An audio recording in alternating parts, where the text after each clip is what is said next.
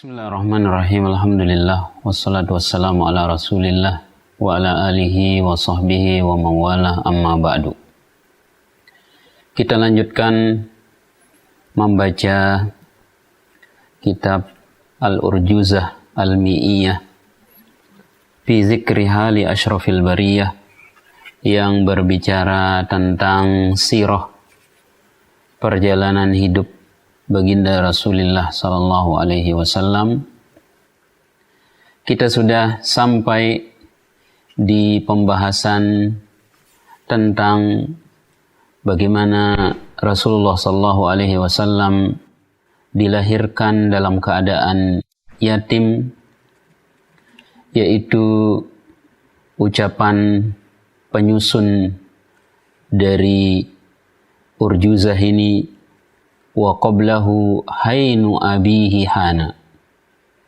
Sebelum beliau sallallahu alaihi wasallam lahir, bapak beliau telah meninggal dunia. Kemudian setelah itu penyusun mengatakan, wa ba'da amaini ghada Fatima ja'at bihi murdi'uhu salima halimatun li ummihi.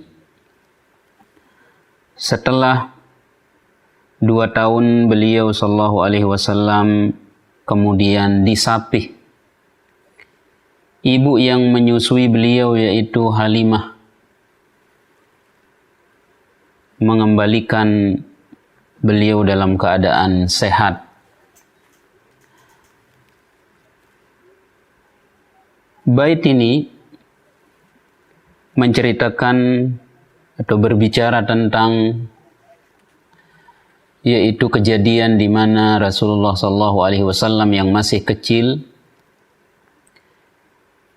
disusui oleh seorang yang bernama Halimah bintu Abi Dhu'aib As-Sa'diyah, dan di antara kebiasaan orang-orang Arab ketika itu adalah mengirim anak-anak mereka yang masih kecil untuk disusui atau diasuh di tempat yang masih asli, di tempat yang masih alami, yaitu di pedalaman-pedalaman.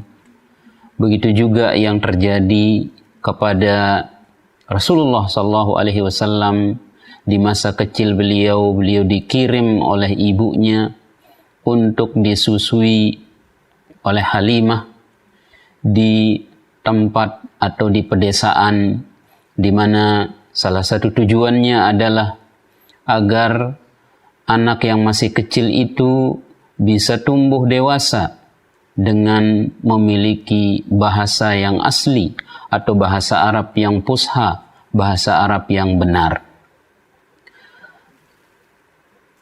Dikatakan di sini bahwa setelah baginda Rasulullah SAW berumur 2 tahun, beliau SAW disapih oleh ibu susuannya, yaitu Halimah As-Sa'diyah. Lalu setelah itu beliau pun dikembalikan kepada ibunda beliau yang berada di Mekah dalam keadaan sehat dan selamat. Kemudian dikatakan di sini, wa'adat bihi li ahliha kama aradat. Ketika Rasulullah SAW dibawa oleh Halimah As-Sa'diyah ke Mekah, dikembalikan kepada ibundanya, Halimah As-Sa'diyah ketika sampai di sana ingin membawa kembali Muhammad SAW yang masih kecil, membawanya kembali ke rumahnya. Disebutkan karena Halimah As-Sa'diyah melihat keberkahan yang begitu banyak yang dia dapatkan, yang dia lihat di rumahnya di saat dia mengasuh dan menyusui Muhammad SAW yang masih kecil. Halimah terus membujuk ibundanya Nabi SAW supaya mengizinkannya untuk kembali membawa baginda Rasulullah sallallahu alaihi wasallam ke kampungnya, ke rumahnya, karena melihat begitu banyak keberkahan, begitu banyak kebaikan yang ada ketika beliau sallallahu alaihi wasallam berada di rumahnya. Disebutkan juga Halimah As-Sa'diyah terus-menerus membujuk ibundanya Rasulullah sallallahu alaihi wasallam agar dia bisa membawa kembali Muhammad sallallahu alaihi wasallam ke rumahnya. Dia mengatakan kepada ibundanya Rasulullah sallallahu alaihi wasallam bahwa mohon saya bisa kembali membawa anak yang masih kecil ini Muhammad sallallahu alaihi wasallam ke rumah saya. Karena di Mekah keadaan atau iklim atau cuaca tidak sehat, sehingga jika dia tetap tinggal di perkampungan di rumah saya, dia akan hidup dengan kondisi yang lebih sehat. Begitu juga disebutkan bahwa di antara alasan yang disebutkan oleh Halimah agar diizinkan kembali membawa Rasulullah SAW, bahwa dia mengatakan di Mekah sering ada penyakit yang mewabah, sehingga dikhawatirkan Muhammad SAW yang masih kecil akan terjangkit oleh berbagai macam penyakit.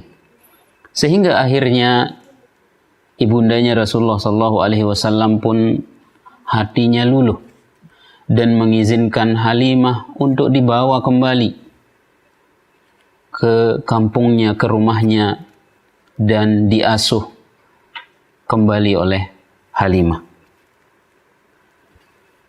Kemudian setelah itu penyusun mengatakan ba'da syahraini insyiqaqu batnihi wa qila ba'da arba'in min sinnihi. Setelah 2 bulan terjadi peristiwa dibelahnya dada Rasulullah sallallahu alaihi wasallam, dan dikatakan pula bahwa hal itu terjadi setelah umur beliau genap berusia 4 tahun. Dalam bait syair ini penyusun menyinggung tentang peristiwa luar biasa yang terjadi kepada Rasulullah sallallahu alaihi wasallam di masa kecil beliau, yaitu berupa pembelahan dada yang dilakukan oleh malaikat untuk membersihkan hati beliau sallallahu alaihi wasallam. Peristiwa ini adalah peristiwa nyata karena ditunjukkan oleh dalil-dalil yang banyak dari as-sunnah an-nabawiyah, dari hadis-hadis Rasulullah sallallahu alaihi wasallam yang sahih. Jadi disebutkan di sini bahwa 2 bulan setelah Rasulullah sallallahu alaihi wasallam kembali dibawa oleh Halimah dari Mekah, setelah Halimah membujuk ibundanya agar diizinkan untuk membawa kembali Muhammad sallallahu alaihi wasallam ke rumahnya, akhirnya sang ibunda mengizinkan Halimah untuk membawanya kembali pulang. Nah, 2 bulan setelah itu terjadi peristiwa pembelahan dada Rasulullah sallallahu alaihi wasallam. Di antara riwayat yang menunjukkan atau yang menjadi dalil tentang peristiwa ini adalah riwayat yang ada di dalam Sahih Muslim dari sahabat Anas bin Malik radhiyallahu taala anhu, anna Rasulullah sallallahu alaihi wasallam atahu Jibrilu alaihi salam, bahwasanya Rasulullah sallallahu alaihi wasallam, kata Anas, didatangi oleh malaikat Jibril alaihi salam, wa huwa yal'abu ma'al gilman. Ketika itu beliau sallallahu alaihi wasallam sedang bermain bersama teman-temannya yang masih anak-anak. Fa akhadhahu fasara'ahu. Lalu Jibril pun membawa Rasulullah sallallahu alaihi wasallam yang masih kecil dan menaruhnya, menggeletakkannya di atas tanah. Fasyaqqa an qalbihi fastakhrajal qalba. Lalu Jibril membelah membelah dada Rasulullah sallallahu alaihi wasallam dan mengeluarkan hatinya. Fastakhraja minhu alaqah, lalu Jibril mengeluarkan dari hati itu segumpal darah. Faqala, lalu Jibril mengatakan, hadza hazzus syaitani minka, ini adalah bagian syaitan yang ada pada dirimu. Maksudnya ini adalah jalan yang dipakai oleh syaitan untuk menaruhkan bisikan-bisikannya kepada manusia. Summa ghasalahu fi tastin min zahabin bima'i zamzam. Kemudian Jibril mencucinya di dalam sebuah bejana yang terbuat dari emas, mencucinya dengan air Zamzam. Summa la'amahu, kemudian setelah itu Jibril kembali menumpukkan hati itu, mengumpulkannya kembali. Summa a'adahu fi makanihi, dan mengembalikan hati beliau yang telah dicuci dengan air Zamzam itu di tempatnya semula. Waja'al gilmanu yas'auna ila ummihi, kemudian anak-anak yang tadinya bermain bersama Rasulullah sallallahu alaihi wasallam mendatangi ibundanya, ibu yang menyusuinya yaitu Halimah As-Sa'diyah.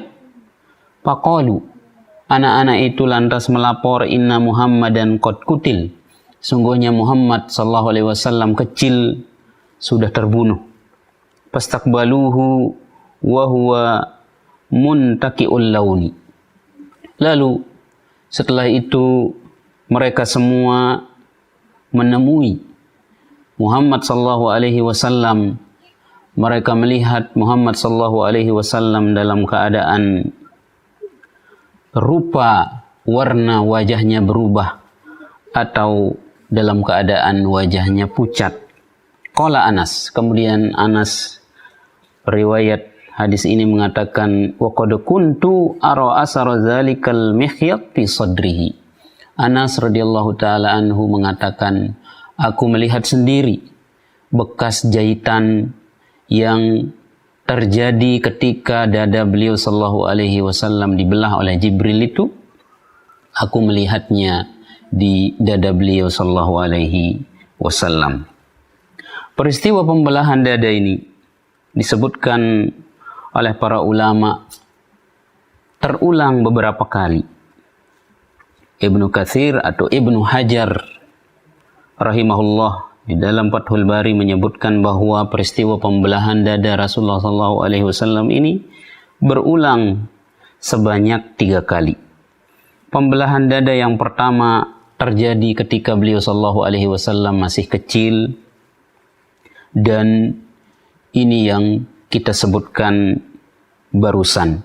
Kemudian pembelahan dada yang kedua terjadi menjelang beliau SAW akan diutus sebagai Rasul, agar beliau menerima wahyu dalam keadaan hati beliau bersih. Dan pembelahan dada yang ketiga terjadi tatkala beliau akan naik Mi'raj, akan naik ke langit, ketika beliau akan menerima perintah dari Allah Subhanahu wa ta'ala ketika beliau Mi'raj itu. Wallahu ta'ala a'lam.